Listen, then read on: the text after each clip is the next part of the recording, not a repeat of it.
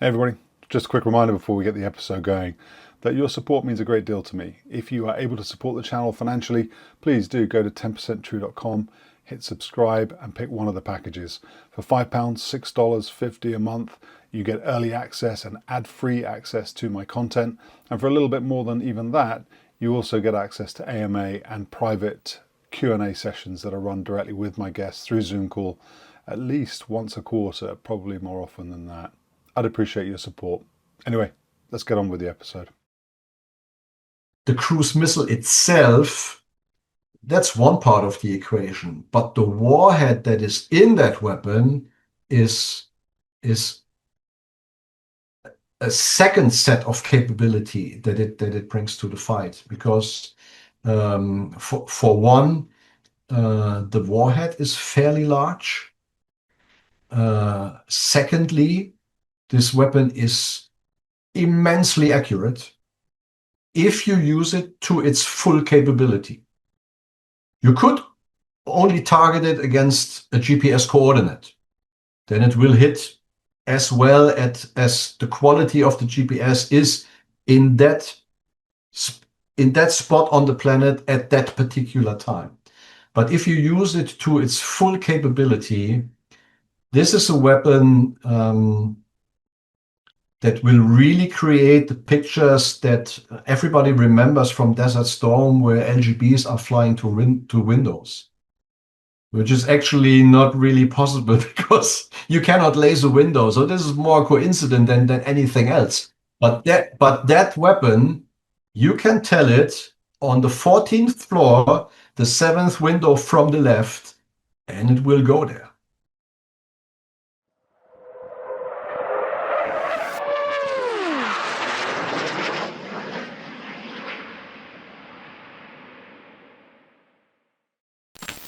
Mattes, welcome back to 10% True. It's great to see you again. It's my distinct pleasure to be back. Thank you very much.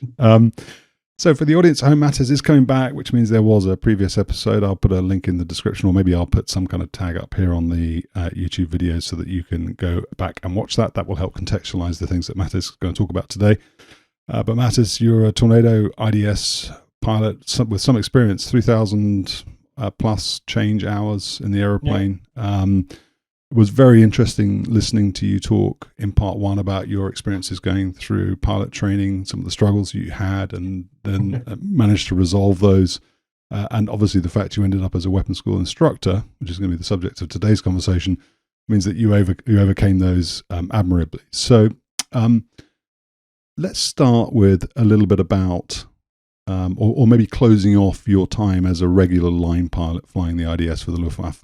You talked in some detail in episode one around the MW1 weapon system, around drag indexes carrying CBU.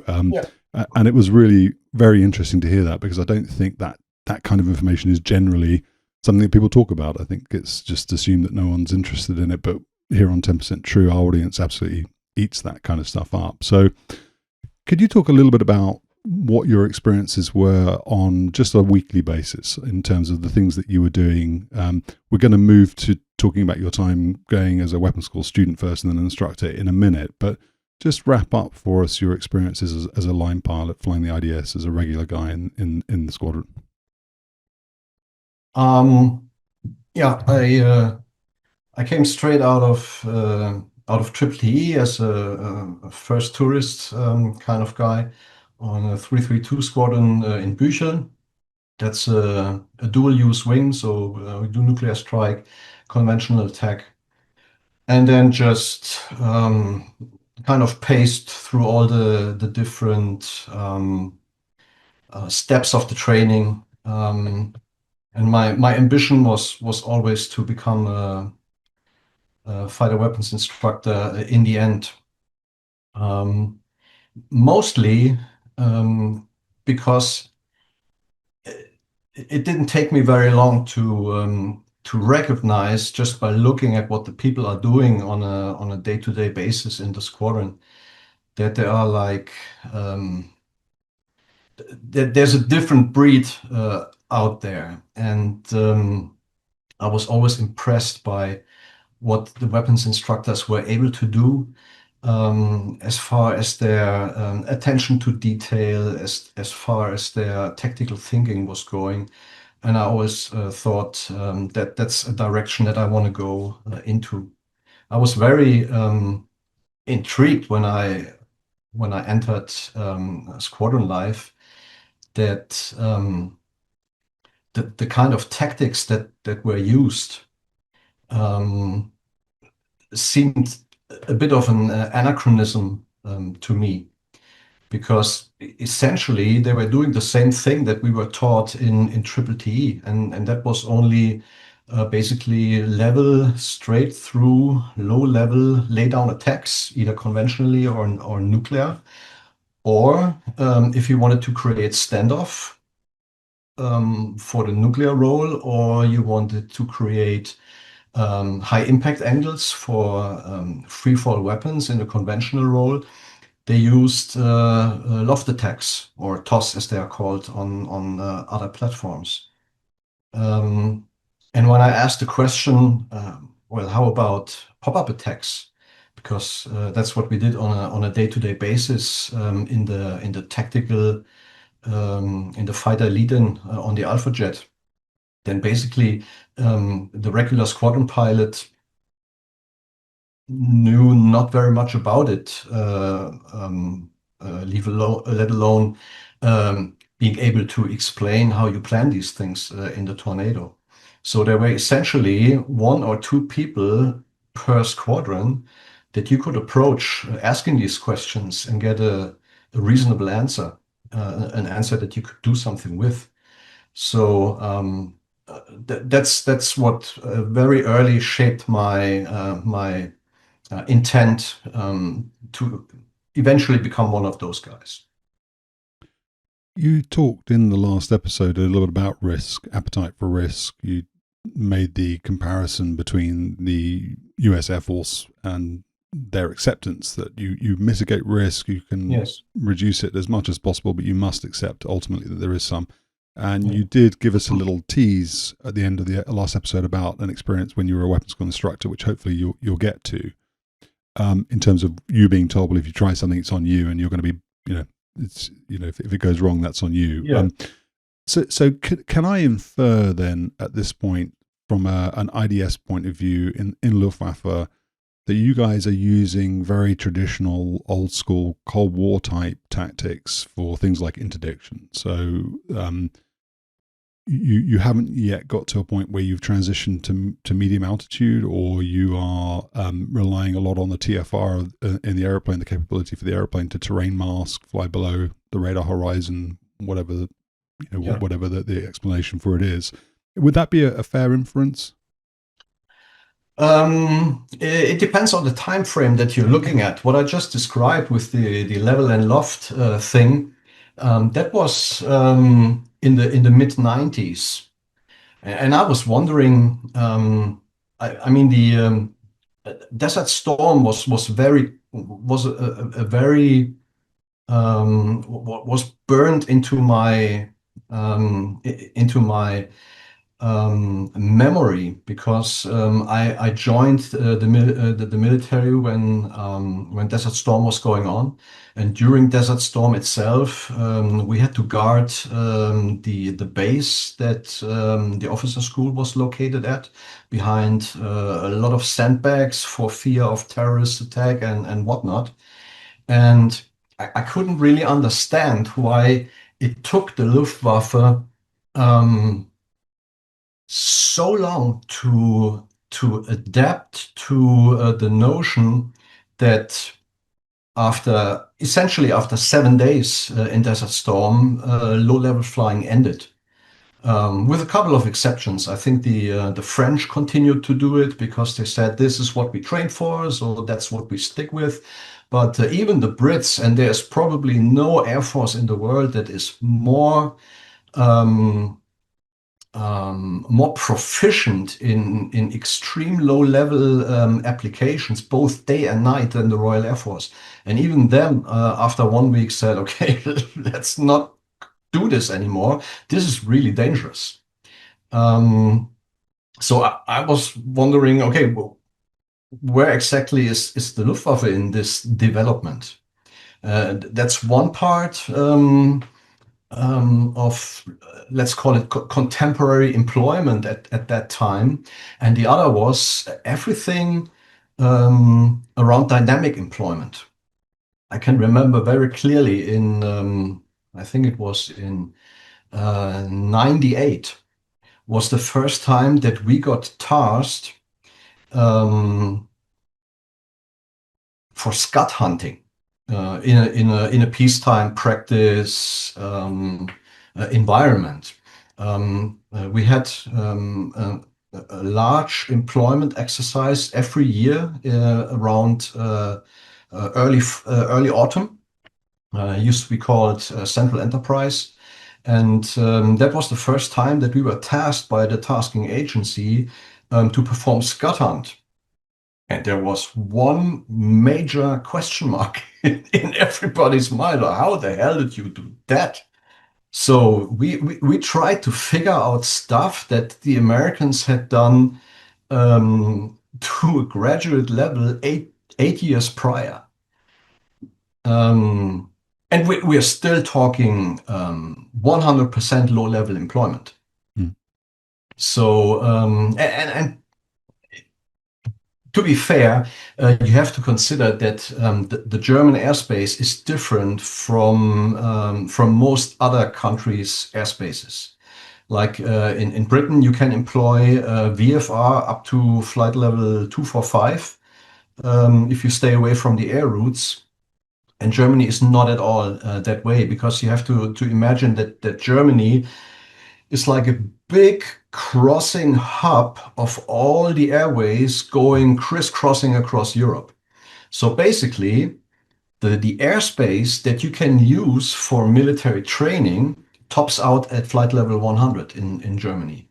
So this in itself, and combined with the German weather that we usually have, just forces you into low level. And we have a couple of reserved airspaces that are originally designed to train air-to-air fighting, like BFM, ACM, ACT, that kind of thing. But you have a hard time employing medium-level operations in the German airspace. And then looking at the Tornado itself, I always say that the aircraft is like designed through a soda straw. Mm. It is absolutely 100% optimized for low-level employment, day, night, all weather. That's the design focus, what it is built for. And everything else that you do with it is an afterthought. And obviously, it's fairly easy to create and apply new tactics per se.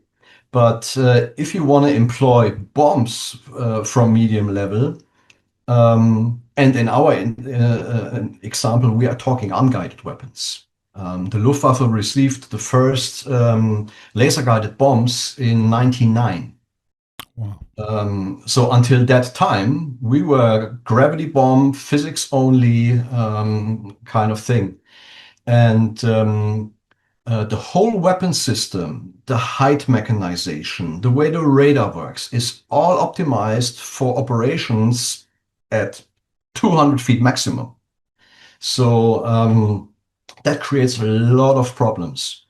And to boil it down to a single sentence, it's very tough to hit stuff from 20,000 feet in a tornado without some really creative ways to create workarounds dealing with the system the way it is.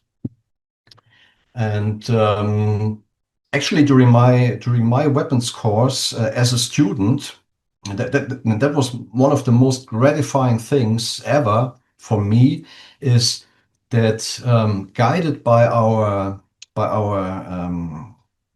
surface attack standards phase manager, who was also our mathematics teacher during the course, we developed a way to kind of, if you like, fool the main computer of the Tornado and manipulate it in a way that the ballistics that are part of the weapons computer start working again. And that is a general problem in the old school Tornado. The biggest trouble that the jet has is to know how high it is above the target. And there's some weird calculation going on in that. There's what most fourth generation jets have. A Kalman filter is working in the background in the main computer to do all the fancy math behind it. And like I say, it's optimized for low level. It doesn't really work very well in medium level. So what we found out is that, or one step further back, the way the atmosphere is shaped in reality is not resembling the theoretical models that are inherently incorporated in the ISO in the ISO calculations of barometric pressure, altitude, and so forth. So essentially, if all you need is a very good weatherman. And if you have a good weatherman that can tell you at this altitude, say 20,000 feet, the real altitude, or other way around, with a certain barometric pressure dialed into the barometric system of the aircraft, your display will be whatever you want to fly, but the true altitude is different depending on air pressure. Mm. And the difference between the two is called the D value. So if the weatherman can provide you with that D value, then you can tell manually to the main computer what the true altitude above the target is. And from that moment on, the ballistics work again, and you will create, even from 20,000 feet in a non-modified IDS Tornado, you will create mist distances that are not much bigger than what you would create flying, say, a 20-degree pop-up attack from low level. Really? And that was actually a major breakthrough. From now I'm only talking technical background. And now what I did is take this information back to the squadron and tell the guys, okay, look, this is what we found out, and we can go very new ways applying this. And I would say it took probably the better part of 2 years, but in those 2 years we managed to change our modes of operation from pure low level to, I would say, 50-50. And as time went on and we got better kit in the jet, then this progressed even further to the point where most we did was medium level, and low level was only essentially if the threat dictated it, or the threat pushed you from medium to low altitude, which is what usually happens in a tornado. I think I said it in the last episode. The two things that the jet doesn't have is lift and thrust. And that creates a major problem if you want to operate at medium altitude. So as soon as you start defending, either against ground-based air defense or fighters, there is no way but down. So essentially, after your first major threat reaction, you probably end up in low level again. Mm. So in that aircraft, you have to be capable of doing both. And now on top of that, if you look at contemporary theater guidance in operational theaters, what usually happens is that you have a hard deck at 10,000 feet just to stay above small arms fire, man pads, light AAA, shortcut systems, that kind of thing. So also the ROEs that are out there, if we wanted it or not, forced us into medium level anyway.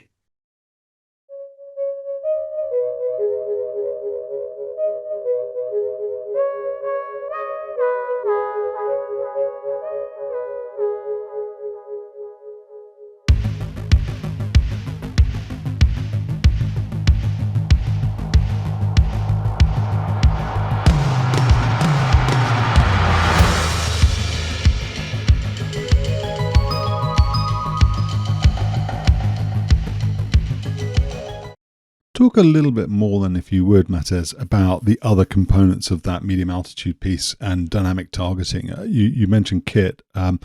You're talking about late 90s, early 2000s now. At around that time, the Air National Guard was putting saddle on their F-16s. The F-15E was just about to get fiddle. J-series weapons were cleared for those series of fighters through the early 2000s, although operationally they didn't really get them until the late 2000s because of availability issues.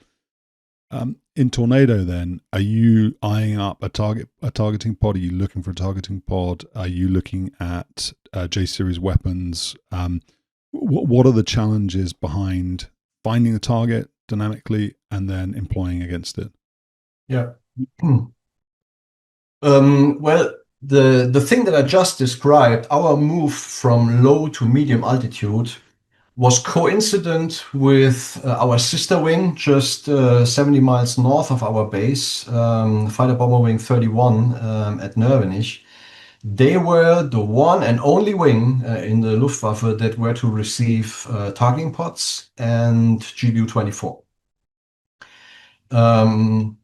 They started in '99, and I think they were declaring IOC in 2001.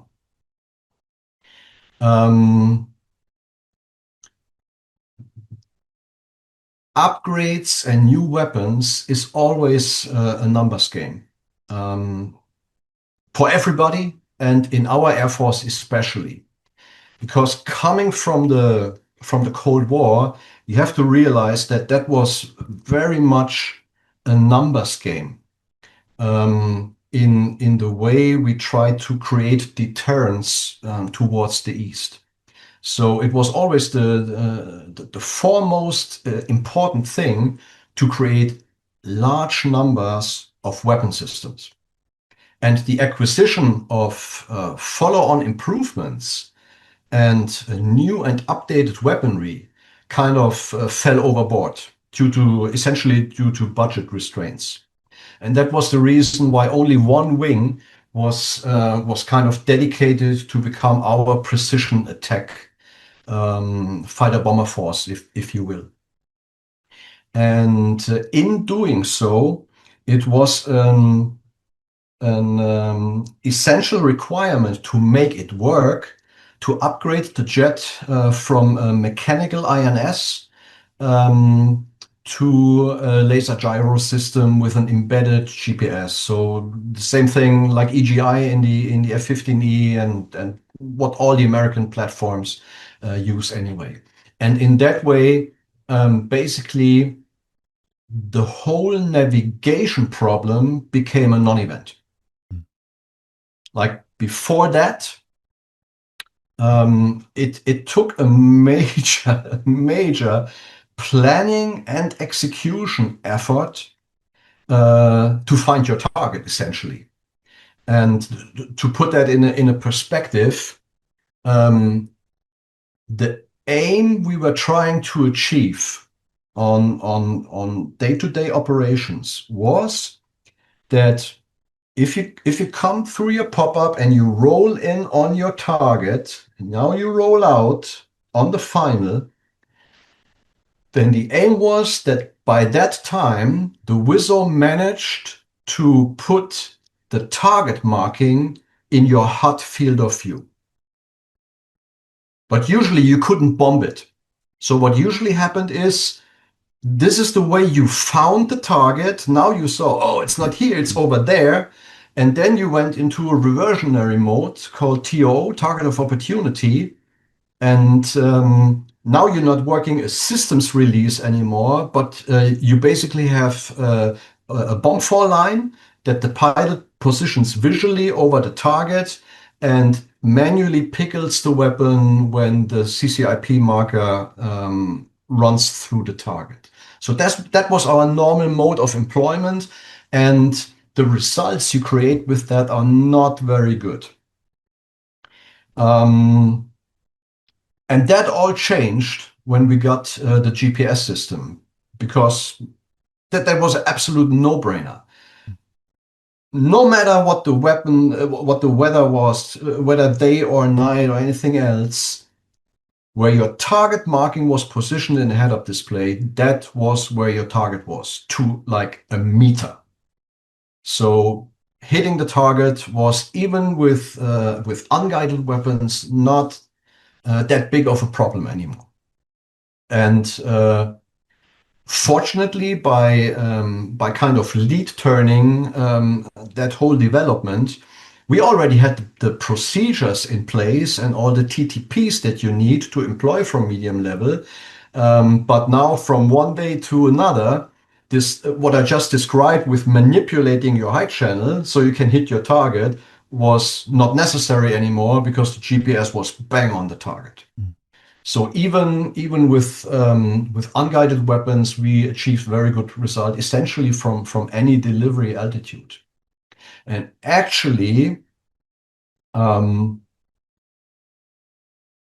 we developed so much proficiency, because you have to understand that Tornado is more or less a single role aircraft. So we don't have to deal with all these different employment forms that a modern fighter unit has to do. Like my worst, if you will, example are always the CJs, the Block 50s. They do every mission out there, and that's so much burden on your training. But we didn't have that. All we trained to do is to get weapons on target. And in doing that, with the new piece of kit we got very proficient from any altitude. And we demonstrated that to good effect, actually at Nellis. And even the Americans, they couldn't believe what they were seeing.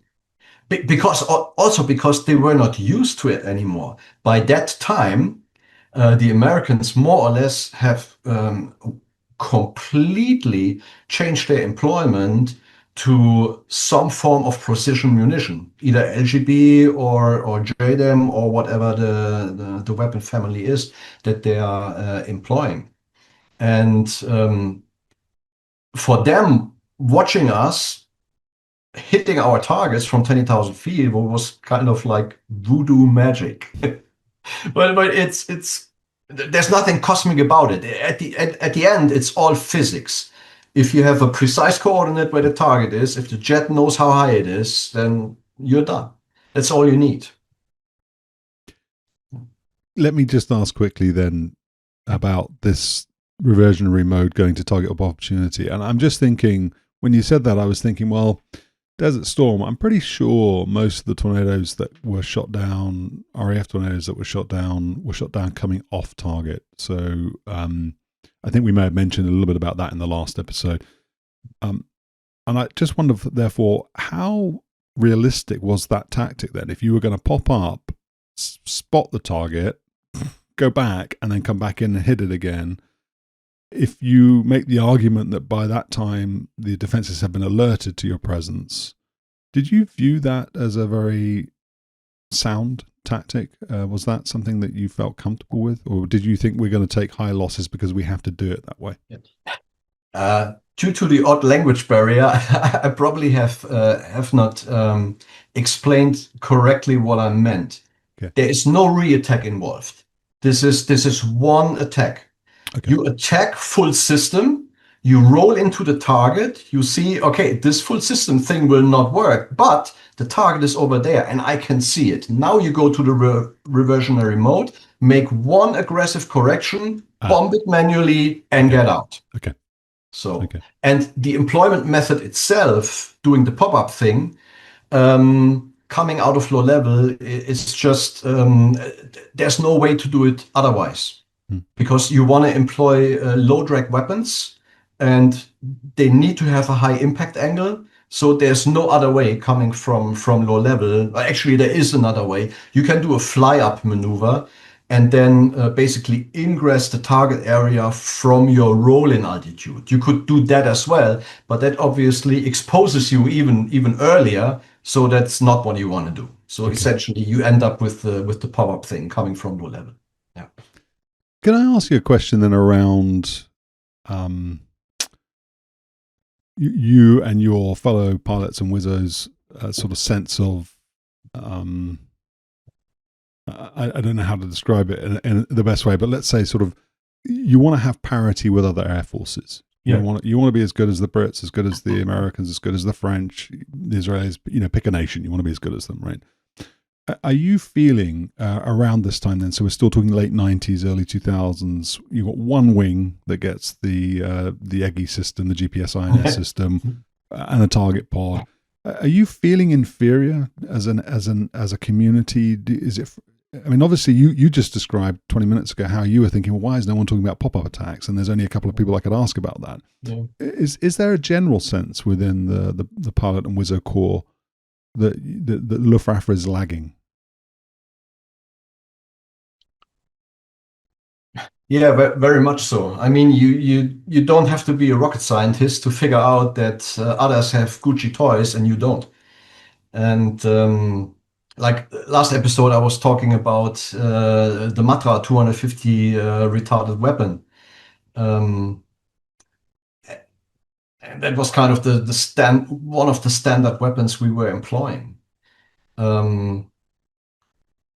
Essentially, you can say that our modus operandi, if you will, when I joined the force, was no different from what the combat Lancer crews with the F-111A and we are talking 1967, were doing in North Vietnam. So, and we are talking physically 30 years. So that sense was very much ingrained in us that we were kind of a walking and breathing anachronism.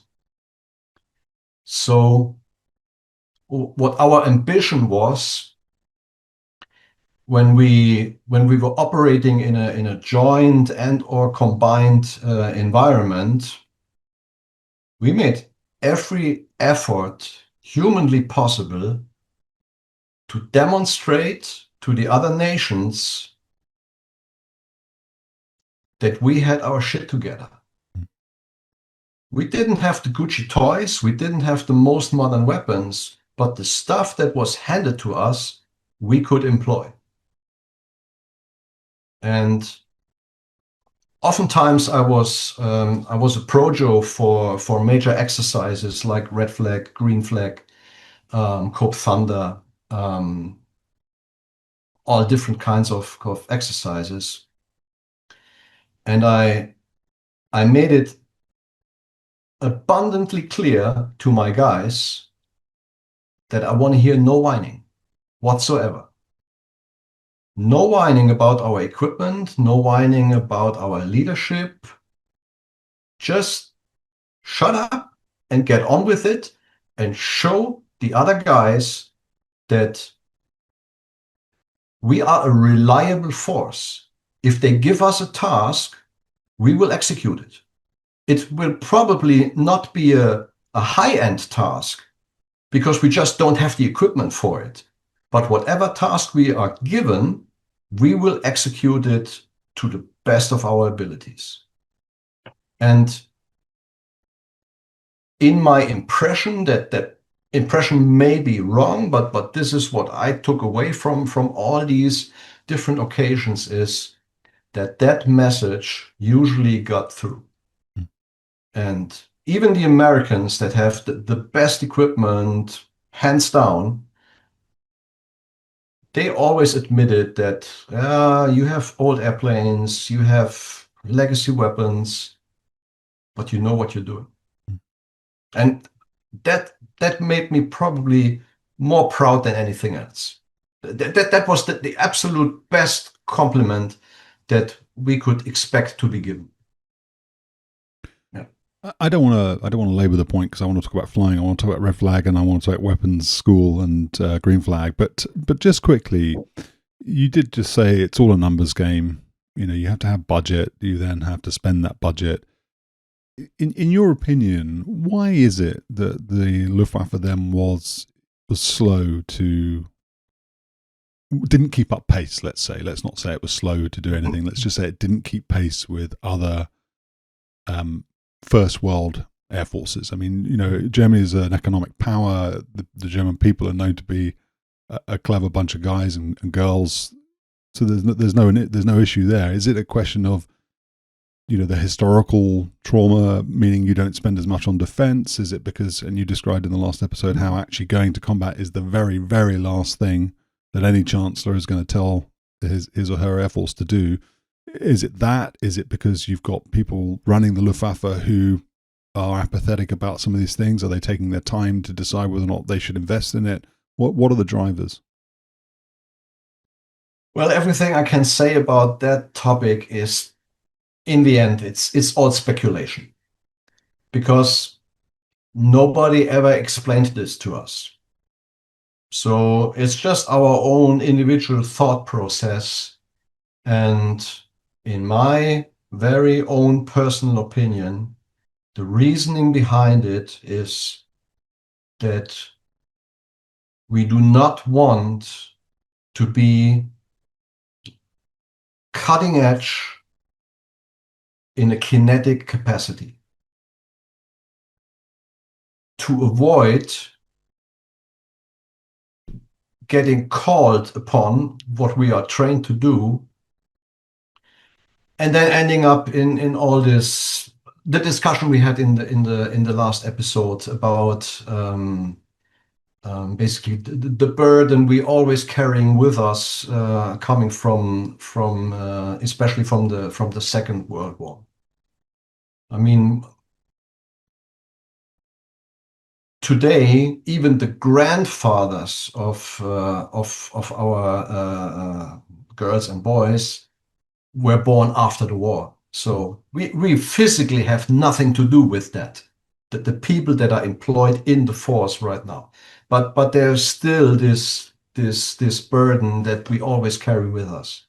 And so this is my personal opinion why and we are not talking military leadership, we're talking mainly political leadership, is very reluctant to give us the best weapons out there.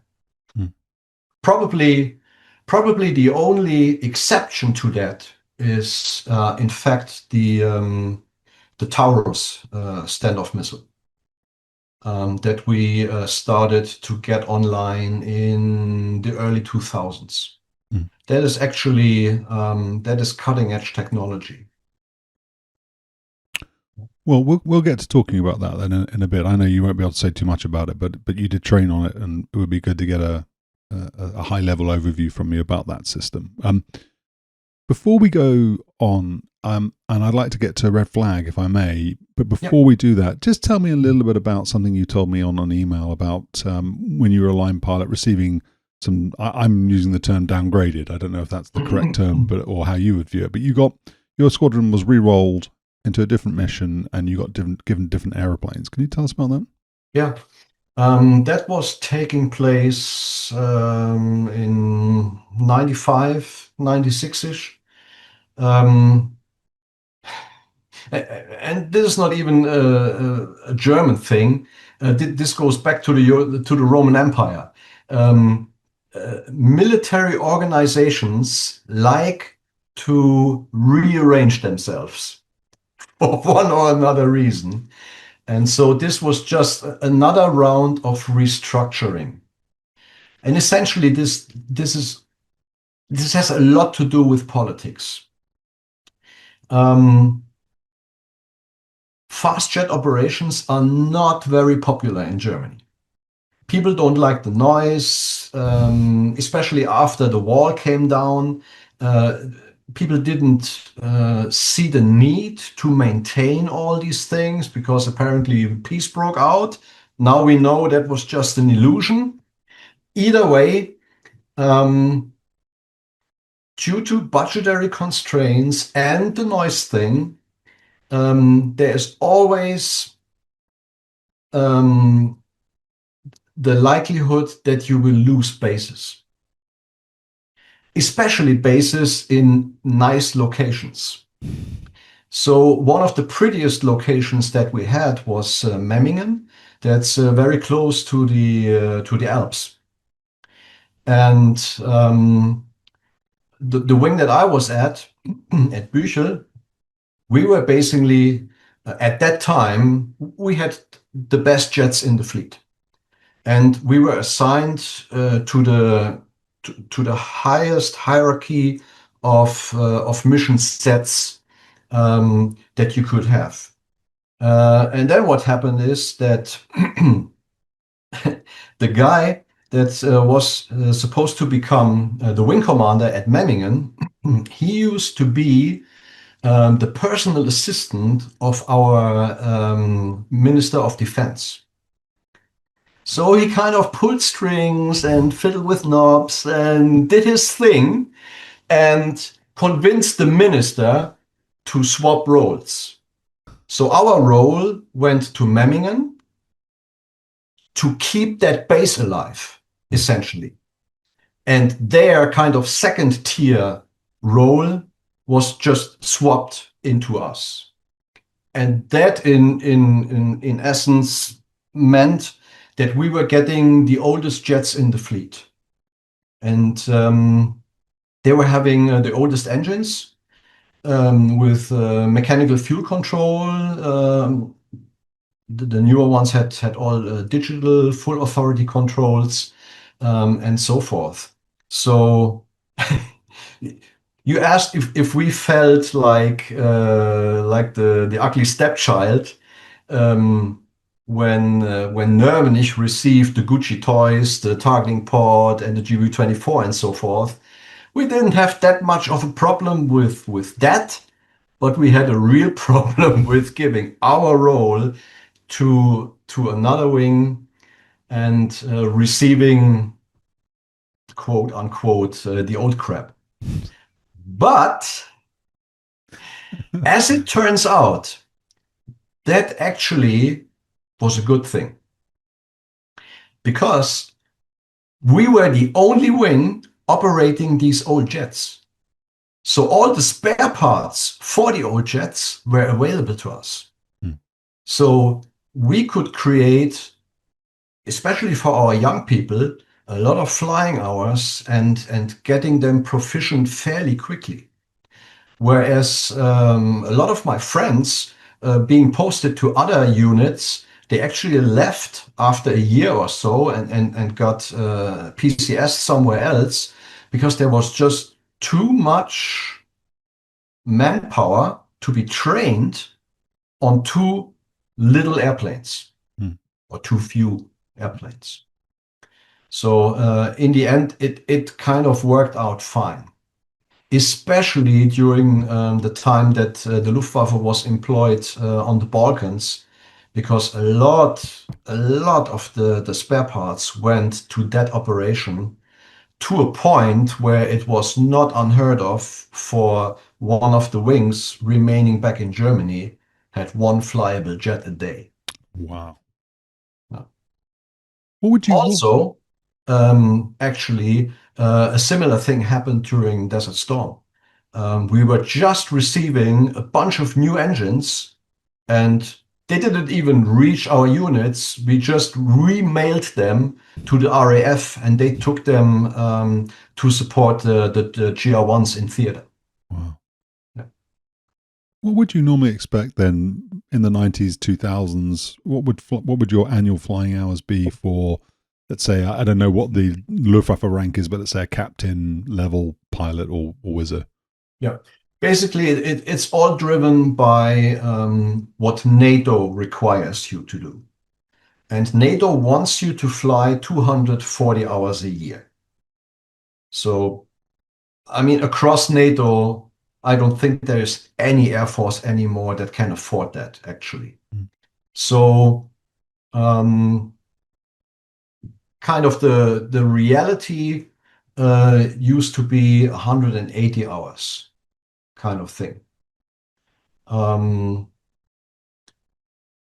So for me personally, that was kind of the average, I would say, 180 hours. But for a lot of guys, we actually had to substitute real flying with simulator hours so they could even reach those 180. Oh, really? So every time NATO came on an inspection, no matter what you did, you already knew that you would be downgraded on annual flying hours. That was just a given. And over the years, this actually deteriorated and deteriorated even further to a point in 2010 when we had to tell a number of pilots, okay, we don't have any flying hours for you anymore. Yeah. But to be fair, that was only in my wing to that extreme because we were the only nuclear strike wing in the force. And there is a certain absolute minimum number of flying hours that the strike crews need to have. So the idea was to get over these very thin years to have the pilots fly 70 hours. That's what is needed to prolong your license. Mm. And then buffer that with a fair amount of simulator time. And that worked for all the other wings, but not for us. Because the minimum for a strike pilot was so much higher that if you do the numbers game, there's just nothing left anymore for a number of pilots. And we had in our books, we had 105 pilots for that wing. Wow. Our own pilots and all the staff guys that were coming from external units, but flying with us. So this just didn't work out. But then after a couple of years, things started getting better and better. And actually, what I just described with that 70 hours kind of thing, that also hit the Eurofighter units at around the same time. And it really took a couple of years to get out of that dilemma.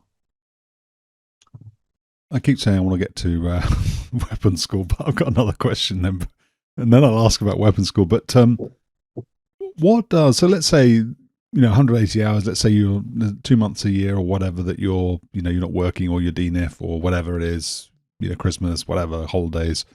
What does 18 hours a month then do for your competency, especially if that 18 hours is not even necessarily airborne? It may be through the simulator program that you talked about. And as a sort of secondary question to that, does it leave any room for things like tactics development, integrating new weapons, learning new weapons? Is 180 hours the minimum just to stay competent, or does it give you room to do other things?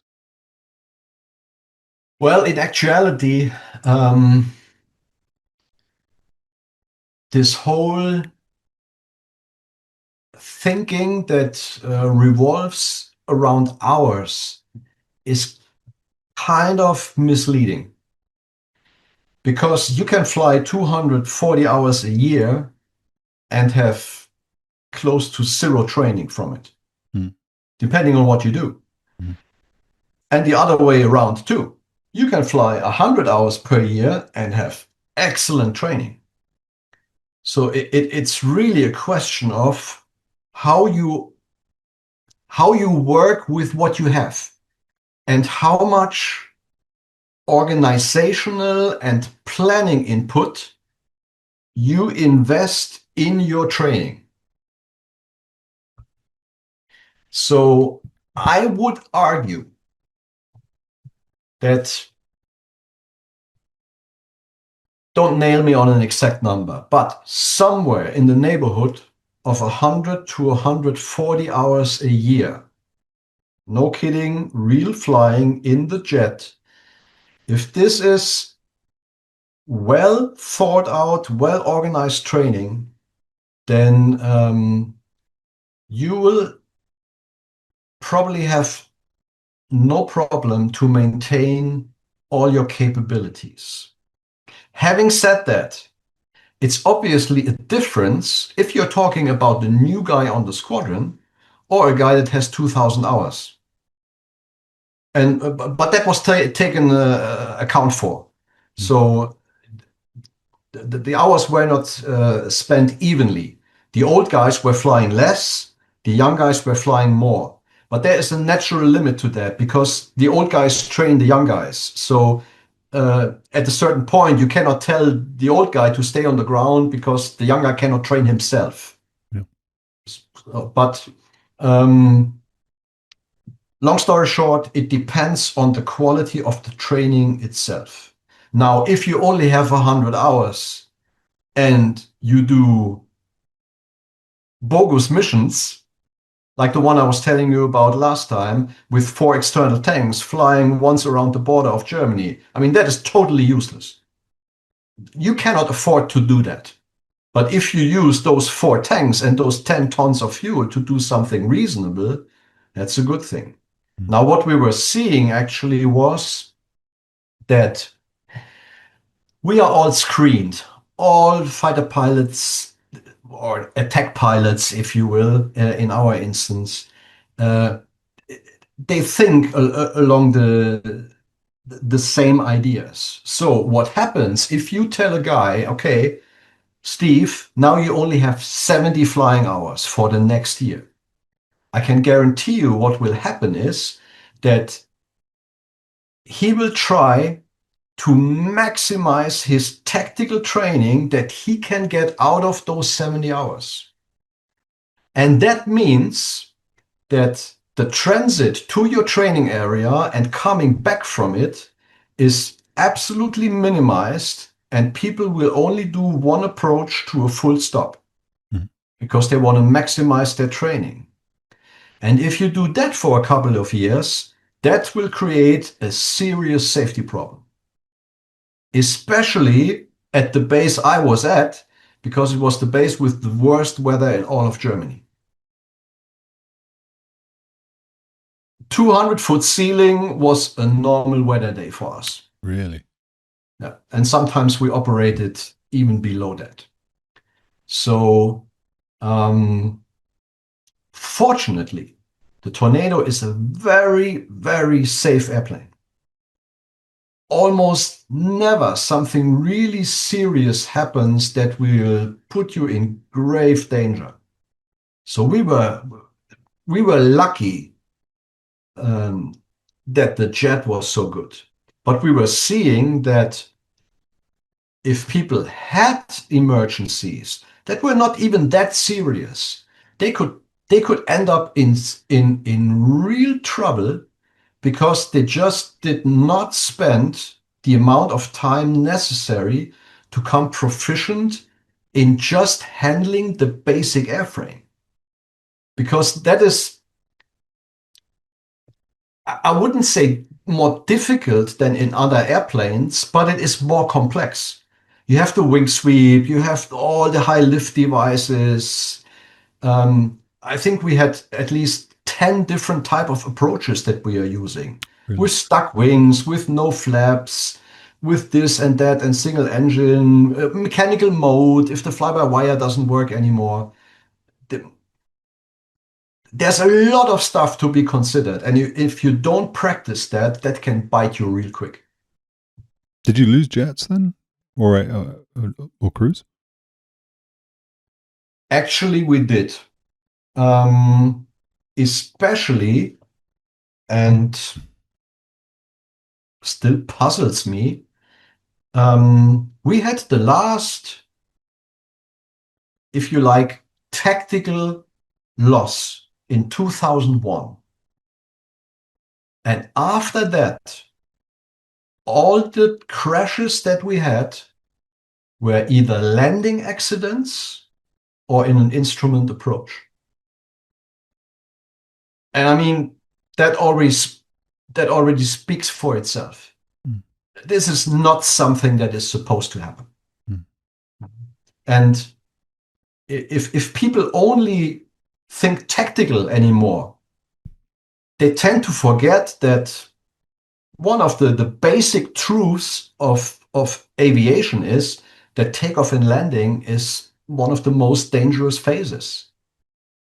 And especially landing, you think, okay, this has been said so often, it's not over until you are back in your parking position. You still have to land the thing. And the tornado, depending on weather conditions and wind conditions, can be a handful during landing. Due to the thrust reverse and the way the thing is designed, you can get in trouble quick. And that's what bit us on a couple of occasions. And there was one pilot in my squadron who got severely injured during an ejection in a landing accident at home. What happened? They had issues with the wind conditions, with the weather conditions in general, with the conditions of the field. So essentially, they were landing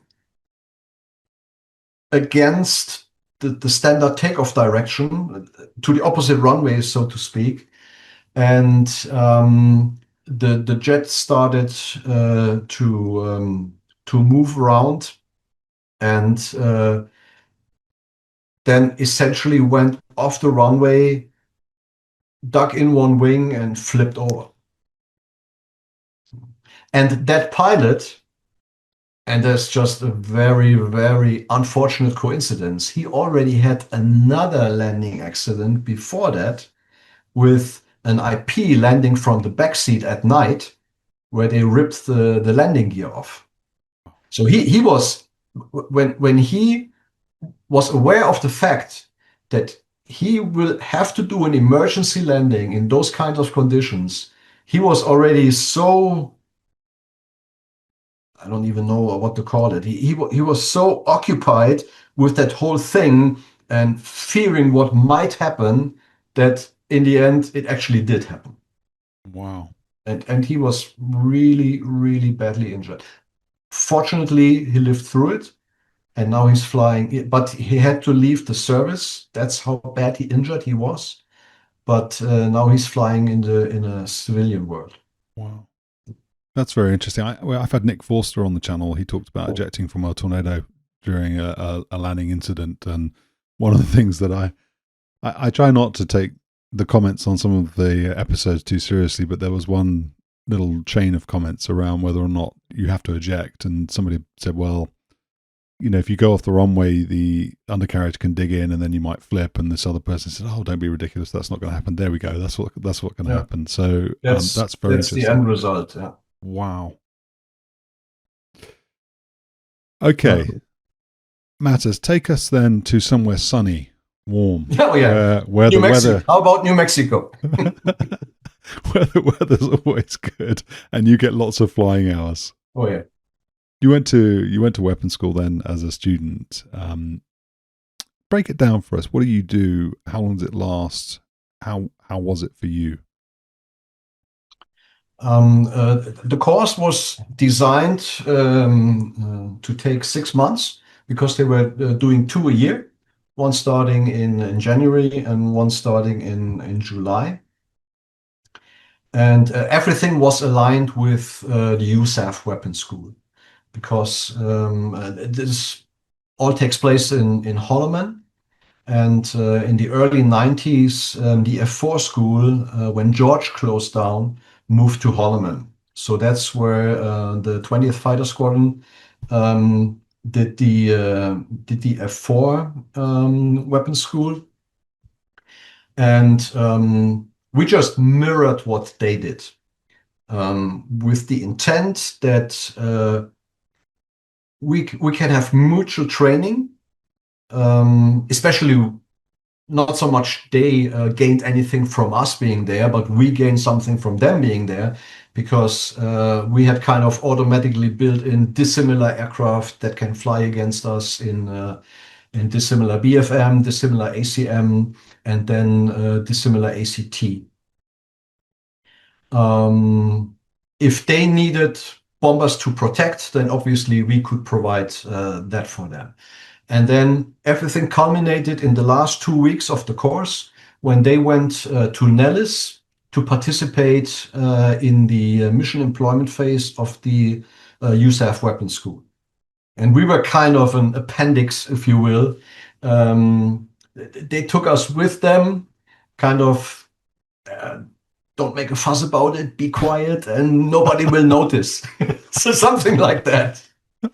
So, and that was very convenient for us, because obviously the USAF Weapons School has planned all this exercise, put lots of thought in it, produced all the products that you need, and just gave you a big package, say, okay, this is going to be it. You will be tasked for this and that, and just go with the flow.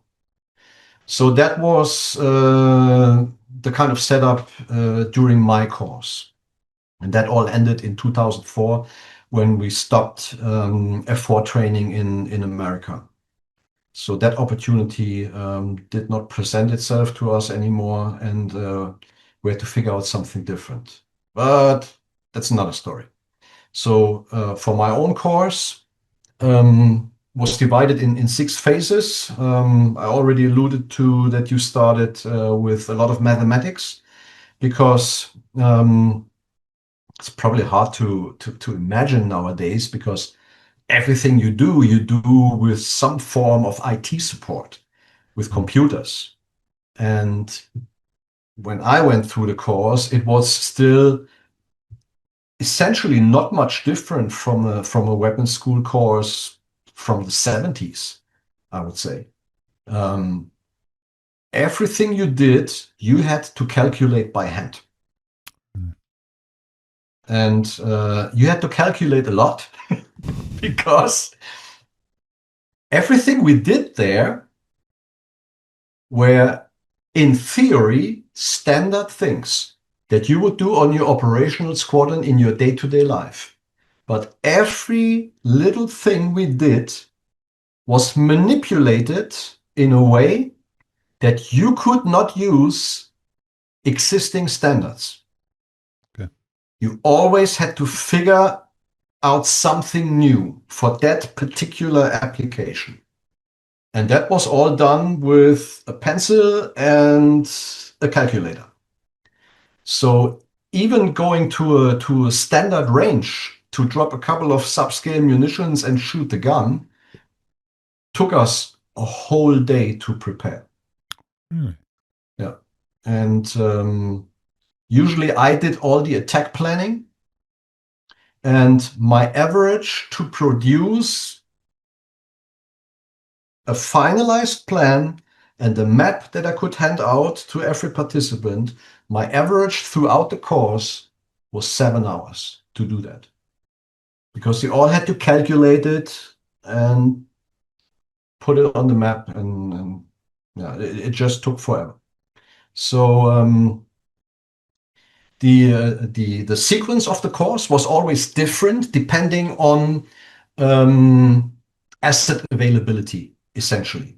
So sometimes you started with air to surface, and sometimes more often than not, you would start with air to air, because that would align your flow much more with what the Air Force were doing. Because obviously they start with BFM2, and so this just fit together more nicely. So after 2 weeks of pure mathematics, then you got a little intercept training. That was just to recage our backseaters, not so much for a tactical intercept kind of thing, but to do tanker intercepts. Okay. Because later in the course, during the hot weapons phases, those missions were always designed to be very, very fuel tight and on your absolute max range. So without tankers, they were just not doable. So, and if you couldn't intercept your tanker to get your fuel, then you were screwed, basically. And you have to realize that the generation of Wizzos at that time, they went through training in Mather in California with schoolhouse type of jets and doing a lot of radar navigation, more or less oriented towards a heavy bomber track. I would put it. So the whole air-to-air application of the radar, not to everybody, but to some of them, was kind of a black magic thing. So that's why you started with that, to give them just the tools that they need for the rest of the course. And then after that, you progressed from 1v1 BFM, similar, to dissimilar, usually flying against the Air Force, then to ACM, 2v1, dissimilar ACM, either against the Air Force or against either the TAURUS, the Albuquerque Air National Guard, flying at that time Block 30s, or the guys from Cannon. They had Block 30, 40, and 50, actually. And from that, you progressed into basically DACT. And during my course, we had a detachment from Seymour Johnson down at Holloman, and they flew as our adversaries during the first missions of the DACT phase. And then for the, if you like, air-to-air graduation mission, they flew as our sweep, and our opponents was a 4-ship of the F4 weapons school. So you flew with 6 Tornadoes, in that case, 2 Strike Eagles against 4 F4s. That was the final mission of the air-to-air phase. And we had the entire Holloman airspace for it. So from north to south, we had 120 miles of desert, essentially. That mountains in the north, mountains in the south to train. Nice.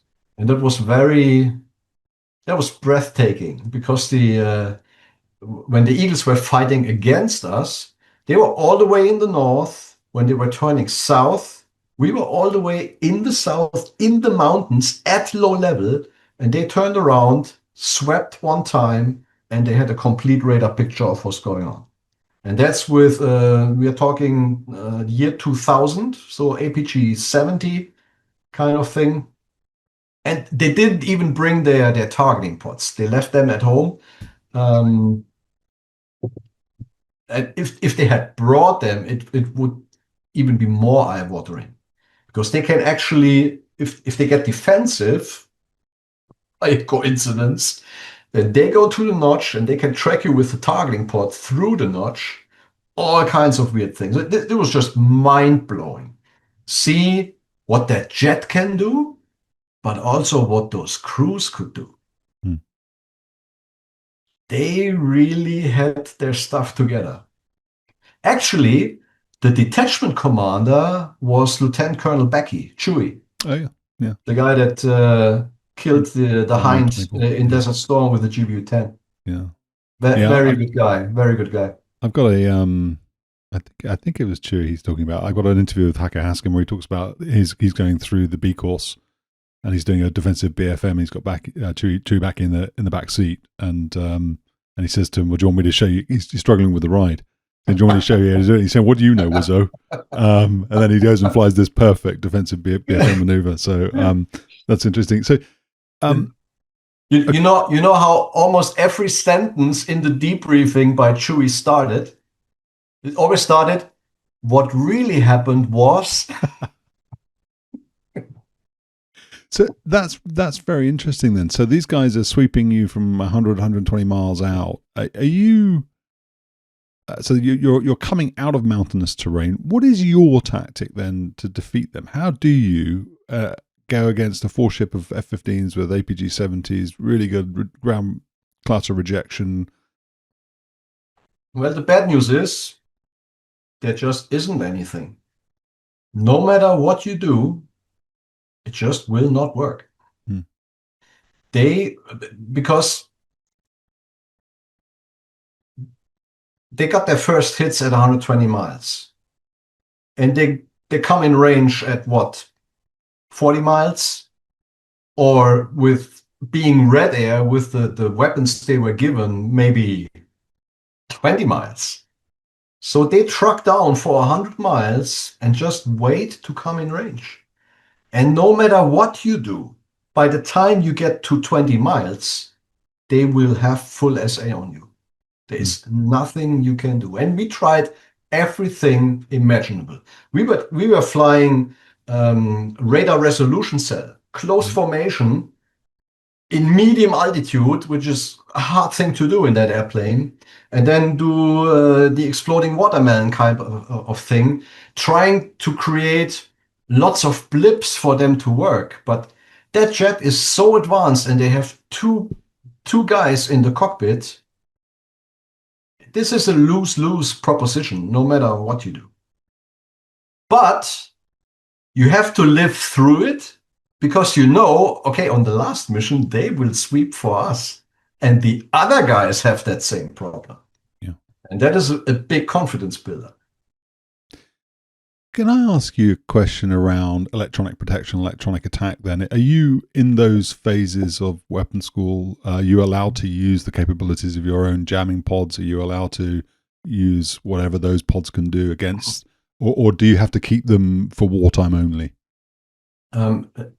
Actually, that is one of the huge pluses of weapon school, because on day-to-day training in an operational squadron, you will never see flares, you will never see chaff. You probably will have them available on big international exercises like Red Flag. Or if you get a chance, maybe for one mission or two, to employ over the North Sea. But obviously, over land, with all that air traffic I was referring to, chaff is absolutely out of the question. Yeah. So, and in weapons school, you fly as you would fight. If you train for visual combat, you will have no tanks on the jet, because in reality, you would have jettisoned them, and you will have your chaff flare dispenser 100% full, and you will have your jamming pod. Now, as far as the jamming goes, you may be restricted as far as certain programs go. So not to give away certain capabilities that you don't want to make public. Let's put it that way. But I would reckon that you can use the jamming pod to approximately maybe 75% of what it is capable to do. And actually, I don't know how it works today, but in that time frame I'm referring to, in the year 2000, our jamming pod against AI radars was very effective. Really? Yeah, there are literally close to zero valid shots of the Nellis aggressors against us, because they just couldn't get a lock on us. Wow. Yeah. That piece of kit is from Israel, and they have their stuff together. Yeah. I wanted to ask you a little bit about the BFM portion then. It was interesting. I mean, just to remember an interview with another guest, I had Stinger official on. He was striking. He's flying a 35 now, was a striking pilot. And he said of the F-15E, he said it never met a knot that it couldn't lose. But I'm guessing it probably had an advantage in BFM over your IDS. You talked in practical terms last time round about the choice between continuing the fight with your weapons load or jettisoning it. and you've already said today that the two things the Tornado didn't have were thrust and lift. What is your BFM game plan in the IDS? Basically, first of all, you get rid of your tanks. So that's the very first thing. Because still with the tanks gone, the turn capability is obviously not breathtaking. Then you perform the best defensive break turn that you are able to manage. Make as much angles as you can. Try to create angular problems and maybe force an overshoot. And from that point on, you use whatever altitude you have available to keep the turn rate up. So try to use God's G. Essentially, you go in a descending spiral and try to achieve your max sustained turn rate speed. So at least you can maximize your angles. That will be one thing that it does for you, and the other is that it will maintain a certain energy budget for you that if the nose comes on again, which will happen 100%, then you have some knots that you can deplete in a second break turn. And obviously, against any fourth generation fighter, there's absolutely no way that you can hold yourself 1v1. But the idea behind it is that we are never alone. We are always in a 2-ship, at least, more often than not in a 4-ship. And we just figured that in normal circumstances, the numbers will end up 2v1. It's either a 2v4 or it's a 1v2. And so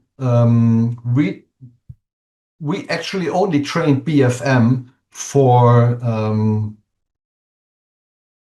to know how to handle the airplane and to buy time until your body can extend, return, and take a shot on your opponent. And that, I must say, we did do, as far as our own airframe go, to perfection.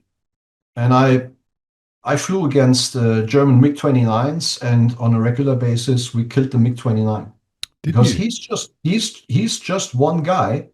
And if we create enough split distance, either 2D, just lateral, or vertical and horizontal, sooner or later, his SA will go down. And we were very effective doing that. Also, we flew a lot of DACM against the Tacos from Albuquerque, and same thing there. And one thing that is often overlooked is that the platform itself, that's one thing, but there is still a human being inside that. And that platform can only be employed to the limit of that pilot. And I have a good example of the Tacos. There was one guy merging with us, and he almost blacked out in the initial break turn. And he got killed, I think, within less than 30 seconds. And then he said, "Oh, I didn't have breakfast this morning. Wasn't that good?" So there's a lot of things that go into that equation. This is not mathematical. And that's how it works. The picture you see here, we flew against the Davis Monthan A-10s, and they were simulating frogfoots. Were they easy prey? No. They are actually, it depends. If you can keep your distance from them and you can keep your speed up and go into the vertical, they cannot follow you. And if you come down, then they are easy prey. But if if you end up scissoring with them, they are very, very tough to fight because they have a very tight turn rate. They can fly very slow. And if you fly through that gun, then you're dead. Yeah. Mattes, did you, as part of, let's say, your desire to extend away from a fight, did you do things like bomb in face or aggressive transitions to the lowest ride height or the hardest ride setting, the lowest height on the TF or on the auto TF? Are those valid tactics? It depends. The bomb in phase, that is something that's coming from the old days where basically most, if not all, weapons out there were tail aspect. And obviously with more modern threats, and during my time, the standard threat that we trained to was a MiG-29 threat with AA-10 Alpha missiles. Mm. So normally that threat is coming from the beam, because once you realize they are there, you turn to the notch. So it essentially it's a beam intercept. So the bomb in phase is not a practical proposition anymore. And against basically any modern Soviet threat aircraft, once you merge with them, you cannot get away, because especially a MiG-23 that will out accelerate anything out there. So once you are merged, then it's basically the same thing again. Hopefully you can outnumber and that'll work for you.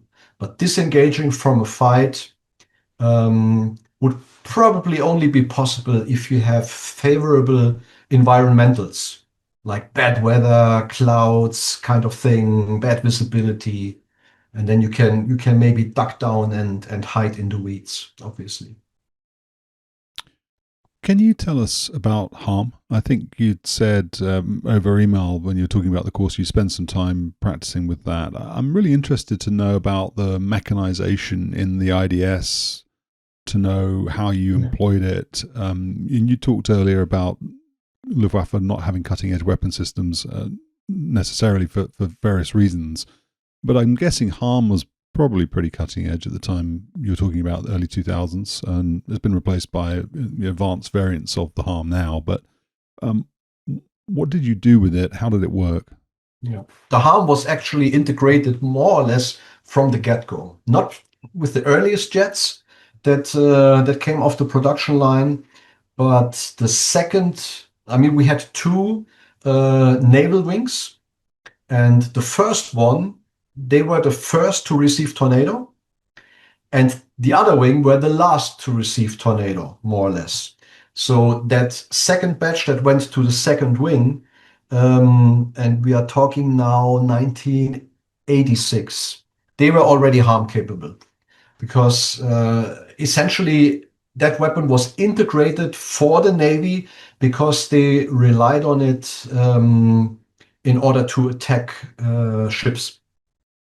So they can self-protect their attack forces. Their main offensive weapon was the Cormoran, which is a French-German version of a Sea Eagle that the Brits were using.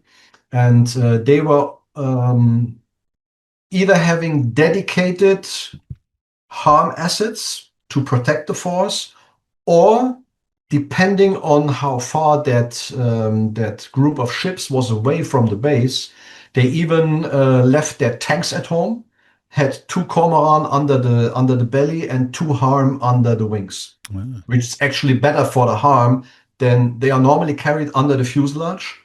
But obviously the seeker is then restricted by the belly above it. So if you put the harm on the wing, then the seeker is in free air, and the reception is better. Mm. As far as the capability goes, you could liken an IDS Tornado employing harms to a Block 30 Viper that was operating in Desert Storm. So it's what everybody calls a dumb harm shooter. You have no locator system on the jet itself, apart from your raw gear that is usable to a certain degree. So the harm itself is the sensor for targeting.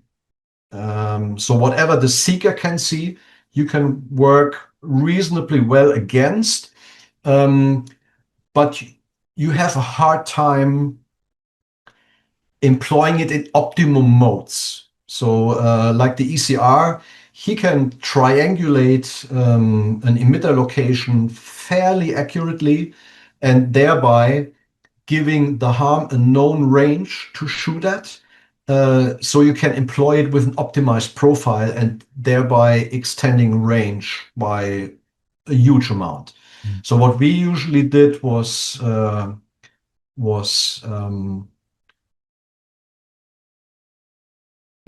just shots on the emitters. But usually we knew within a couple of miles where those emitters were, because they were just part of the IATs that we were facing anyway.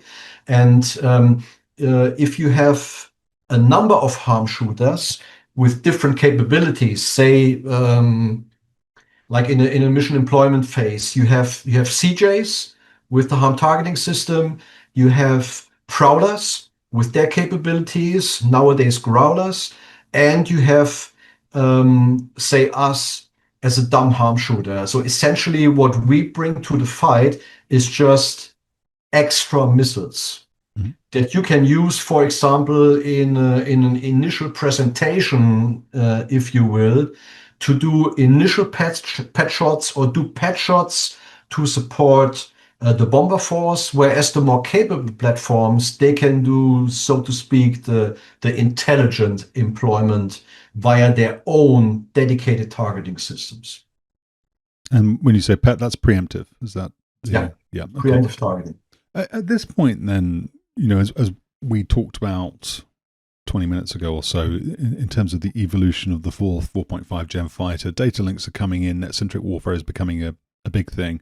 Are you eyeing those sorts of capabilities up? Are you in the IDS world? Are you looking at data linking the aeroplane? Is that something that's on the cards for you? It is already operational. Okay. It came online when I left in 2011. I was leaving in late 2011, and I think we got the first upgraded jets in 2012. And then it took a little bit, but now they are fully up on the data link. They are actually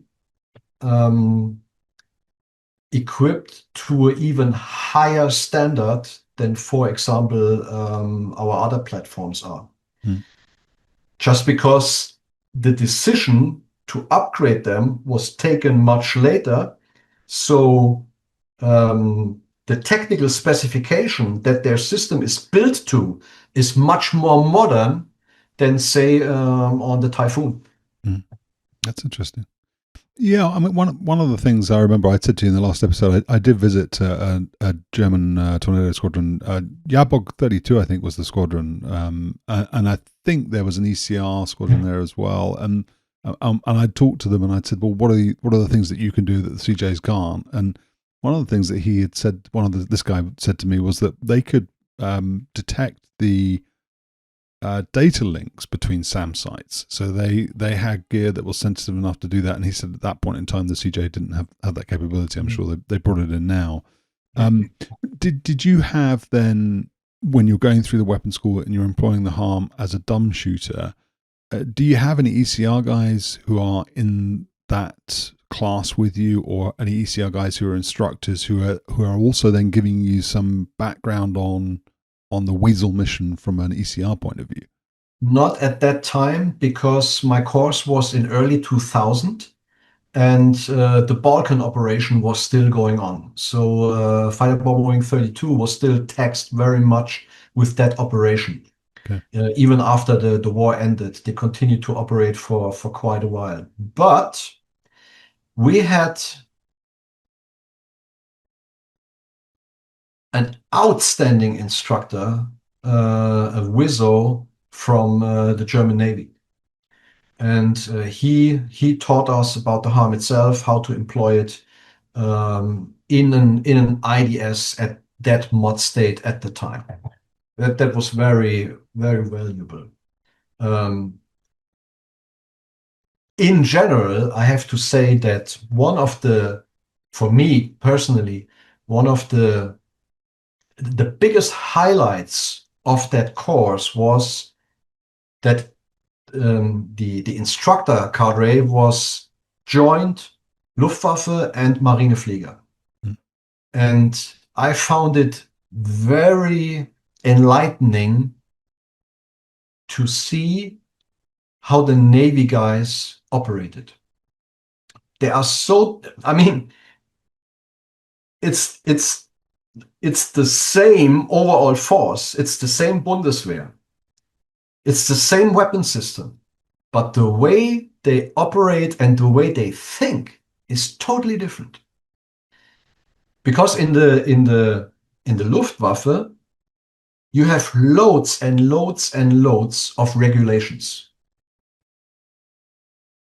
And there's always this debate, is everything that is not forbidden allowed, or the other way around? And what would be a 3-2 for the Americans, our German equivalent, is this thick in the Luftwaffe and is this thin in the Navy. And they operated, no kidding, along the lines of what is not explicitly forbidden in that thin document, you can do.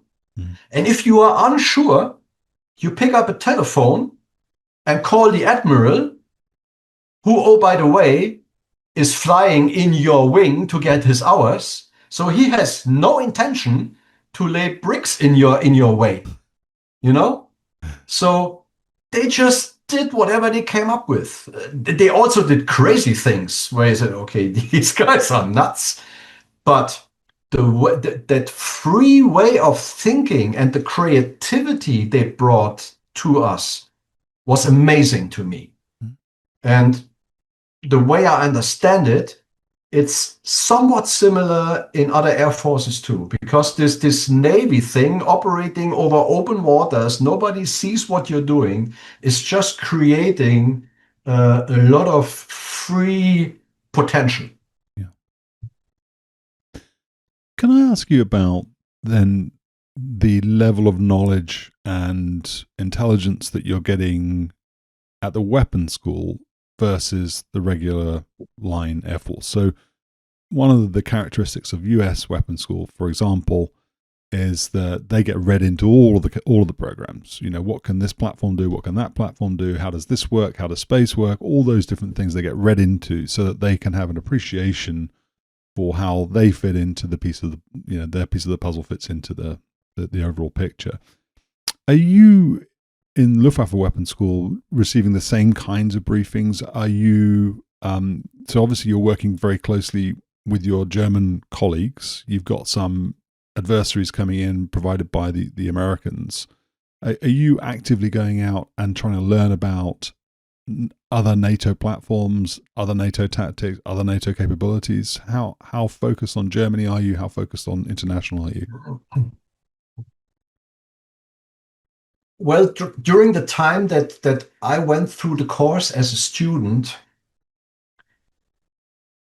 like I said earlier on, the way the course was structured that I took as a student wouldn't have been a lot different from a course in the 80s or even in the 70s. So we were pretty much focused on ourselves, and the integration aspect that you are referring to was more or less looked at as a byproduct of the mission employment phase at the end. But that was 25 years ago. Mm-hmm. I just came back from Lage near Rostock, supporting the most current weapons course.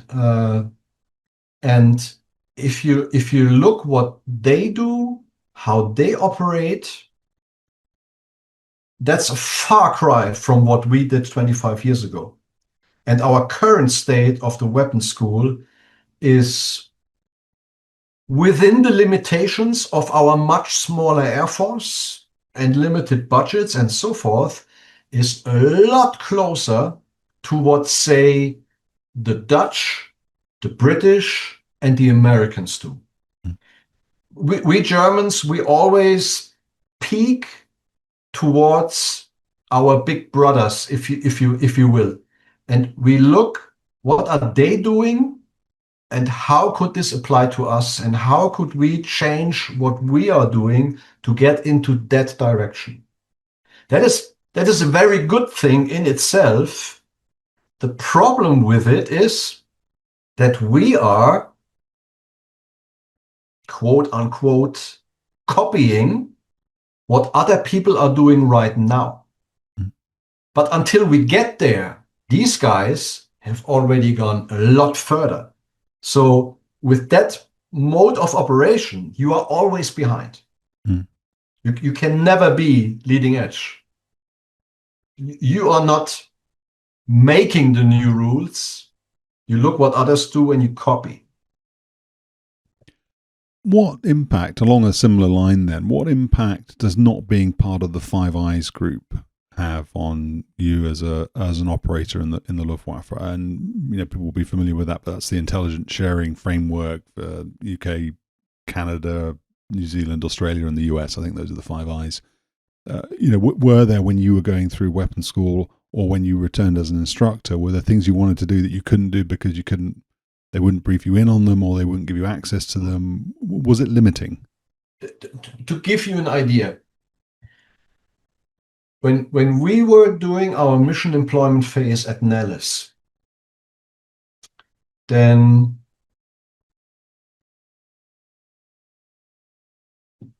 there was a separate cycle of briefings and even more so debriefings that were US only. So, and that is one of the main reasons why the USAF Weapons School was so eager to get rid of us. Because if you boil it down, we were just eating their time. Because obviously you operate in a 12-hour duty cycle. So you only have 12 hours. But within those 12 hours, they had to brief and debrief in a coalition environment, being unable to talk the real stuff. Yeah. So they had to painfully wait until we were done, so to speak. And then they kicked us out. And then the real debriefing started for a couple of hours. So I hope that answers the question in what way we are incorporated and not. So let me put you on the spot then. And I'm not asking for details, but did you guys then try and unpick, when you went back to your quarters, or you went back to your vault, or there's a secure area where you could talk classified, did you try and unpick the things that might be going on? To a certain degree. If we, like, you have the big replay of your mission in the Nellis auditorium, and it was usually the instructors, probably more often than not. You asked in the last interview who was the person that made me try to become a weapons instructor. It was Eike Temme. And during my own weapons school course as a student, he was the boss of that school.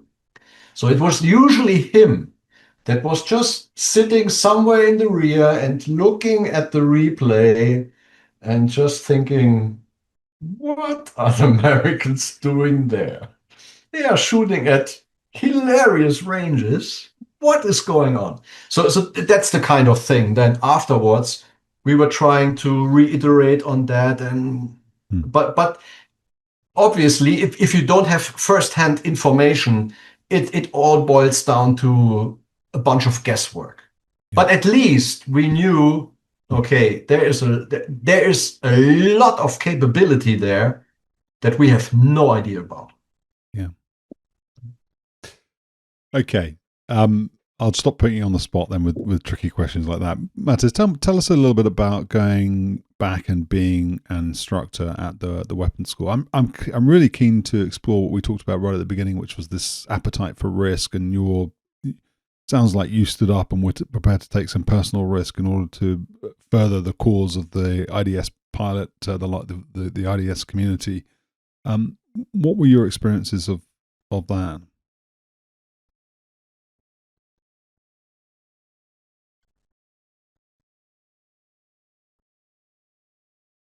I wouldn't say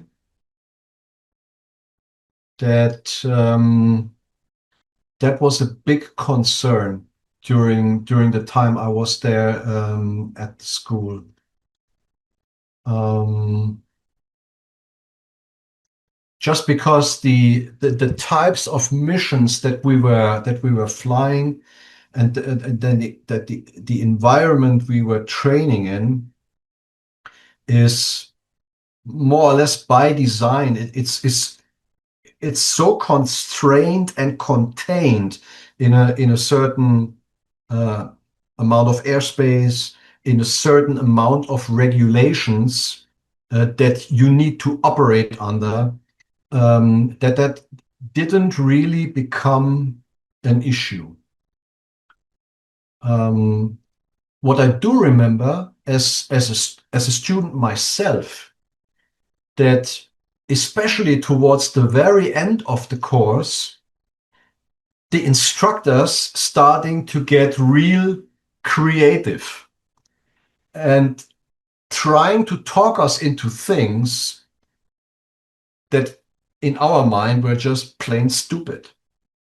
And I can clearly remember as a student telling the boss, no, we will not do that. If you really, really want us to do that, then you can give us a downgrade or you can fail us or whatever. But the book says this is forbidden. End of story. What was that? Can you remember exactly what it was they were asking you to do? They wanted us to come back into the landing pattern in a huge formation, like on the Queen's birthday flyby parade. And this is clearly regulated what you can and what you cannot do. And this is actually one of the things that came from the Navy side of the house. And I told them, look, here's the book. And this is an Air Force unit. And in the Air Force, you can do that, but the commander-in-chief has to authorize it. So if you want to go that path, be my guest. But I will not do this on your hunch. Yeah. Because at the end, it's my license, and I will be. That's what the Brits name captainship in the cockpit. It's my responsibility. It's your stupid idea, but I will be held responsible. So Yeah. I'm not going to do that. Especially because there is absolutely zero tactical outcome.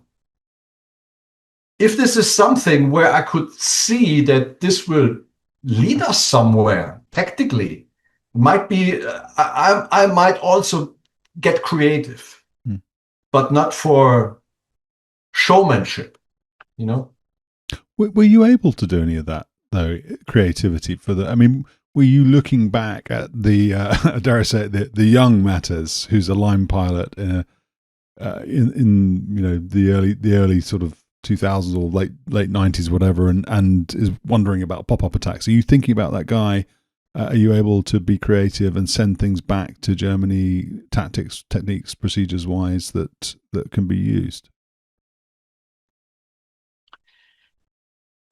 We and I were always creative, because this is just what is ingrained in us, that we try to make the best out of what we have, or within the limits that somebody allows us to do things. So I would put it like this. I always tried to work at the edges of the allowable. Maybe sometimes right on the edge, and maybe on even fewer occasions, one step further. And like they always say, it's easier to beg forgiveness than ask permission. And then if we found out something new, then we could approach leadership and say, okay, by a pure coincidence, this is what happened to us. This is what we saw, and this is how we think we can build on this and improve on it. And then if you have good leadership, then they will try to make it work for you, and maybe talk to even higher leadership to maybe expand the amount of what is allowable and what not. So this is how we operated. More oftentimes, I found that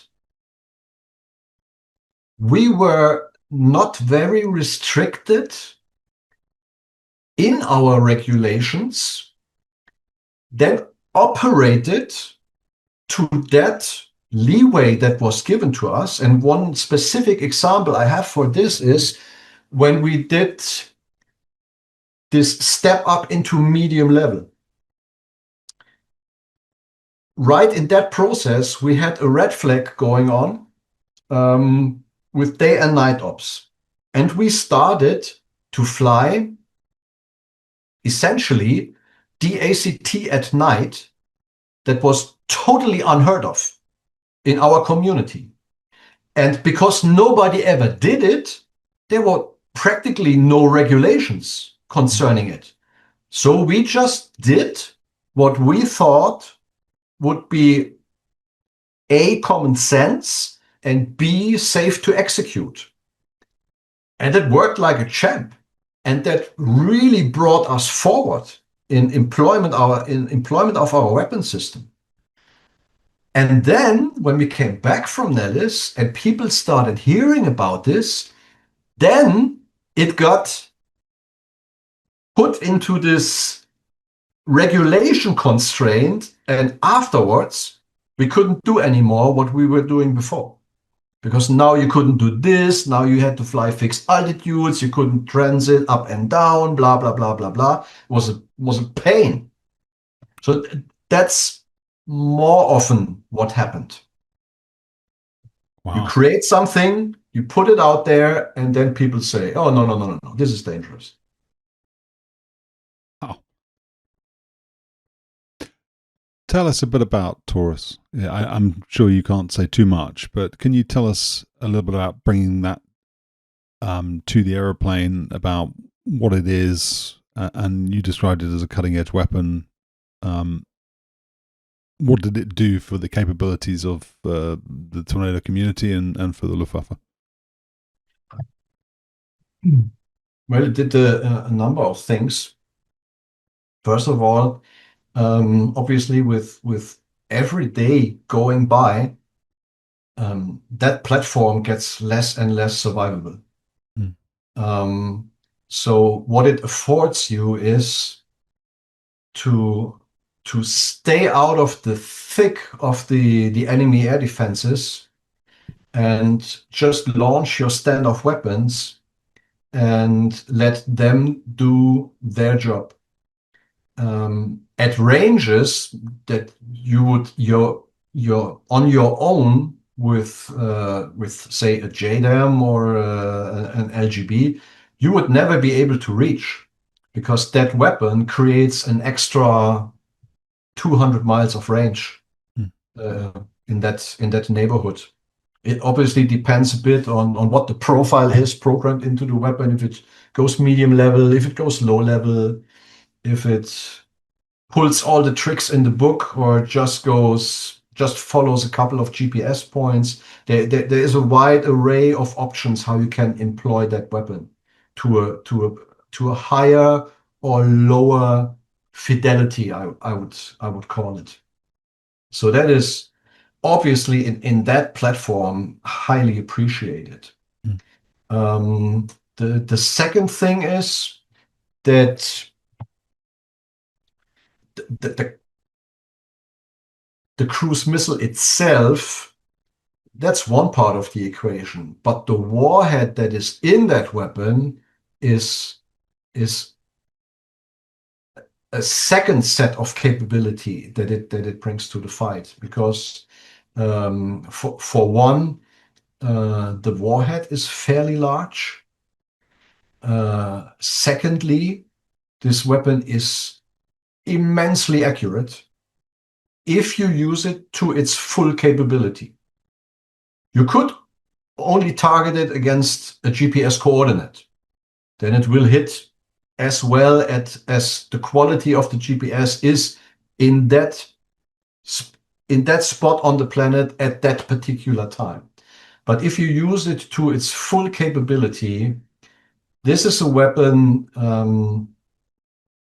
that will really create the pictures that everybody remembers from Desert Storm, where LGBs are flying to windows, which is actually not really possible because you cannot laser windows. So this is more coincident than anything else. But that weapon, you can tell it on the 14th floor, the 7th window from the left, and it will go there.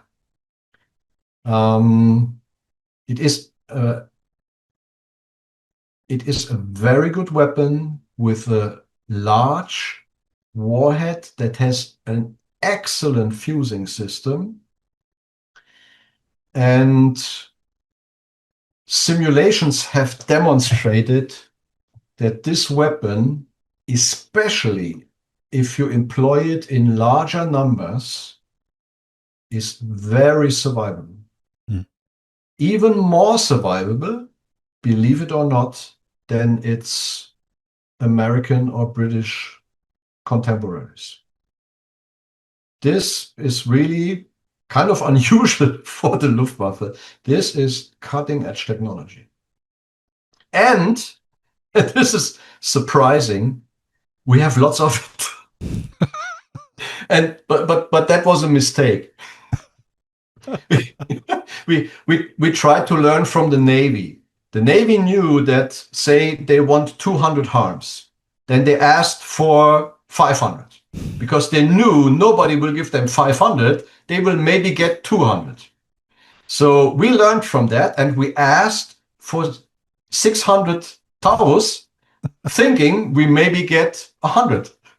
But somebody, I don't know who, signed that and we got 600 of them.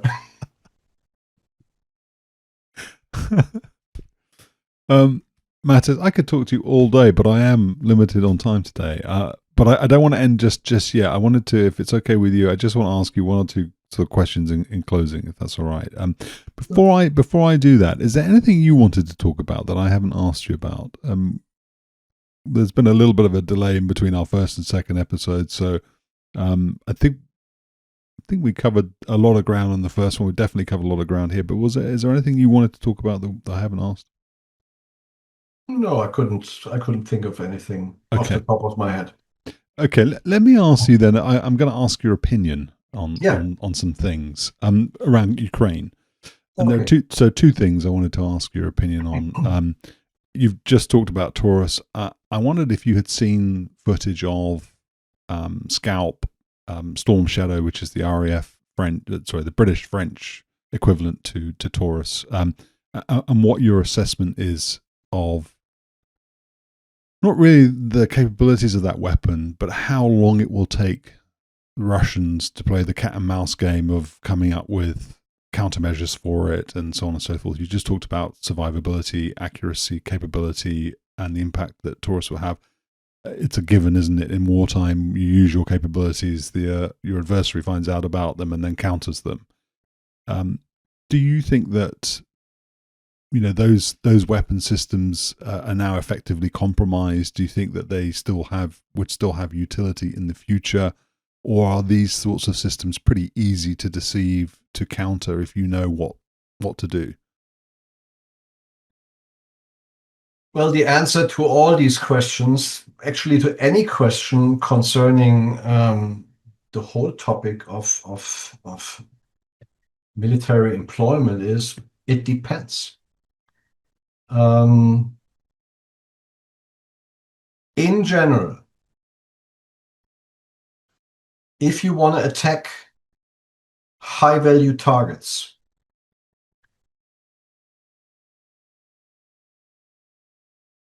either stationary structures of high importance, or what is a major concern for all NATO forces, high-end air defense assets.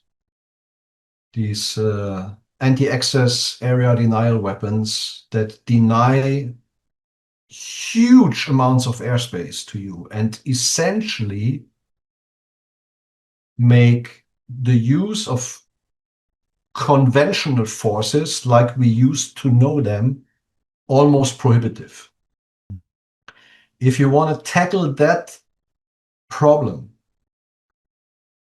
then with the weapons available at this point in time, weapons like SCALP, Storm Shadow, Apache, TAURUS, they are the way to go.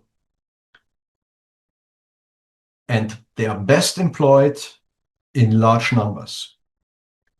Essentially, it's a similar type of tactical problem that you see with all the UAVs, cruise missiles, drones coming every night across the border from the Russian forces.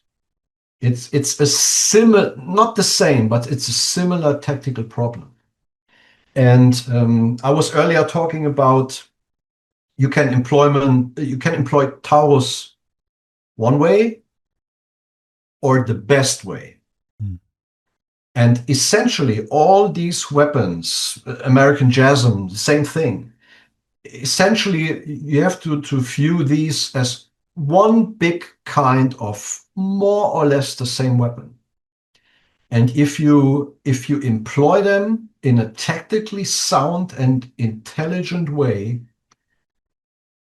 they can be very decisive weapons,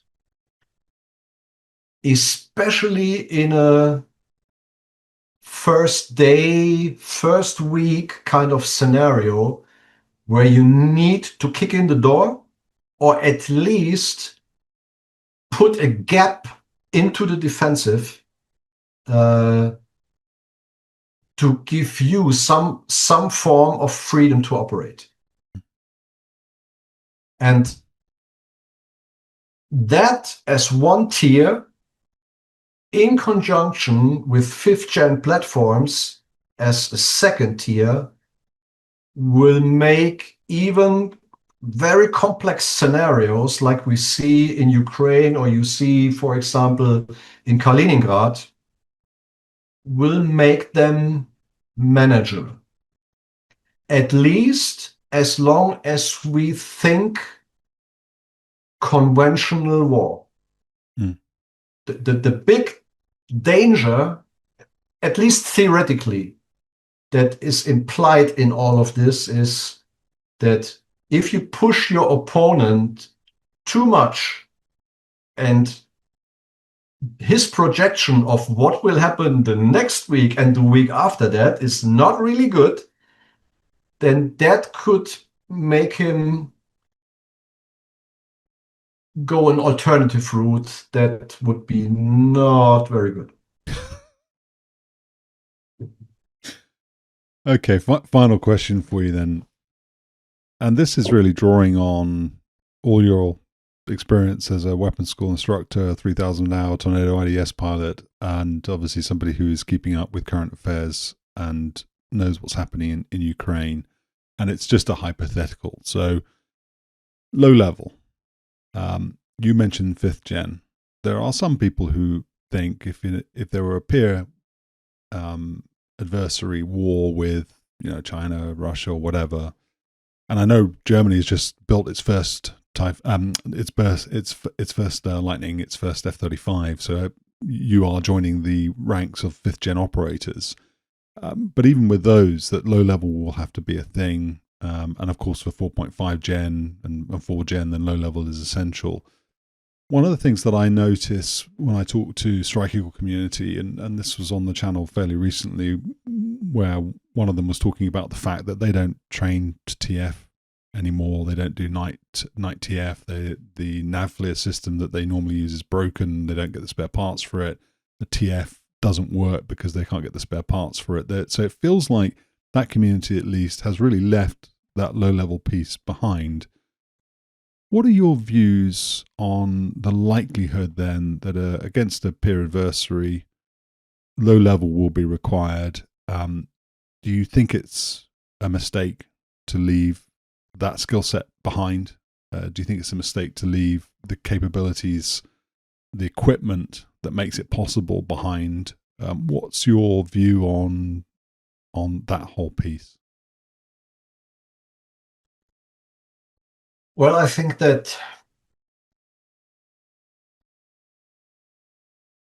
low-level operations are just an integral part of any military aviation application. And it was not practiced or allowed to decline for a number of reasons.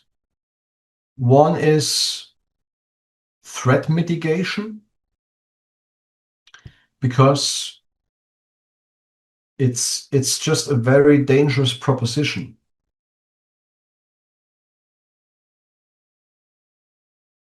Because any guy that can hold a gun and point it in the air, there is some likelihood that he will score the golden BB and you are on the receiving end of it.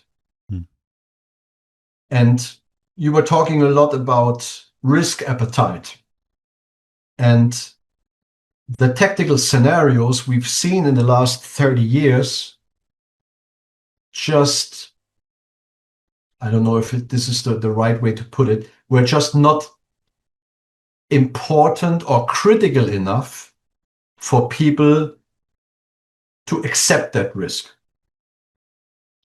The Brits could have continued to operate at low level in Iraq, but they just decided, we don't want to live with that kind of loss rate. Fair enough. But in those 30 years, especially GBAT systems have improved to a point. However, having said that, nobody really knows what they actually can do. A lot of the assessment is based on what I always call high gloss marketing. What the company claims that systems can do. I have my doubts about that, but that's a different topic. So what I'm getting at is, as the risk and the complexity of your scenario evolves, low level becomes more and more of an option. And the way, or the reason why it has declined so much is because nobody has enough money for everything.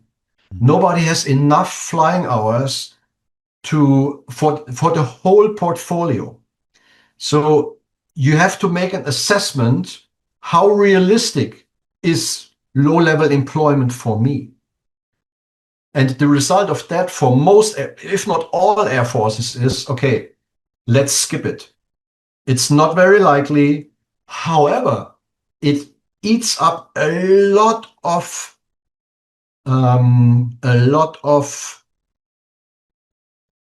flying hours, of your training, to be able to do it A, well, and B, safely. And that's what we have seen in the Tornado Force. And I mean, we did this for a living all the time. And then in 2004, we ended rather, the use of Goose Bay for GAFTIC, German Air Force training in Canada, where we were training 100 feet flying in VMC and 200 feet TF in IMC. And this was just a budgetary reason why we did that. And in my mind, that was probably in all my time in the Air Force, the stupidest thing I ever saw. Because you could train everything in Goose Bay, not only low level. And we did. We ingressed medium level, we did a combat descent to low level, and we egressed low level. We had the whole portfolio in one training sortie. And that was just given away for money reasons. And then it took, if I remember right, 5 years until we tried to employ a large force at Holloman at low level. And it was just scary. It scared the crap out of you. A 4-ship 90-degree turn was life-threatening. And that's not because the pilots are stupid.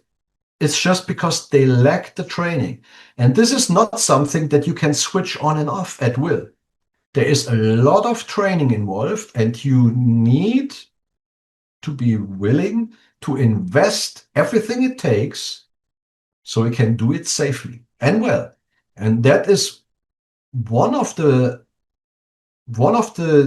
things that the British Tornado Force, when it was still in existence, was concentrating on. They were saying we need to keep this capability because if it is called upon, we can do it better than anybody else. And that's true. Nobody flew or operated in a low-level environment as good as the Brits. They were flying to, for example, to timing contracts that were unimaginable in the Luftwaffe. They really had their crap together. But that takes training, flying hours, a lot of money. And this is a very dangerous environment, even in peacetime training. You have to accept, and this now it comes all back to the risk appetite, you have to accept that you will lose people doing that. It's just a fact of life. Mattes, thank you so much. Really, it's been amazing listening to you talk. I love the way that you can pick something up and articulate it, run with it. Even though you said to me right at the beginning, before we hit record on episode 1, my English isn't that great, and I'm thinking your English is better than my English. But it has been a privilege to listen to you. I really appreciate a different perspective. I appreciate being able to hear things from the perspective of an allied nation, but a different nation nonetheless, from a platform that's different to the ones that are usually covered on the channel. And I'm very grateful to you for all your time. I wish I had more time. I do, because there's loads more questions I would have asked. Also, I don't know if there's any possibility of getting you back at some point in the future to talk about Typhoon. I'm not sure if you would be comfortable talking about that, but that might be something we could do a part 3 on, if you were in agreement to it. I might not be the best person to talk to, but I can for sure hook you up with people that are absolutely on the top of their game as far as Typhoon is concerned, and they can speak a lot better than me about that topic. Or you can invite me to the sim, and we could do some. No problem whatsoever. That's a non-event. I'm such an ass in putting you on the spot. I'll have to edit this out. Yeah, let me come to the sim. Okay. Anyway, look. Thank you so much. I appreciate it very much. And I wish you all the best. Thank you. Thanks so much. Same to you. It was a very, very great pleasure and honor to speak on your channel. Thanks for the opportunity. Thank you, Mattes.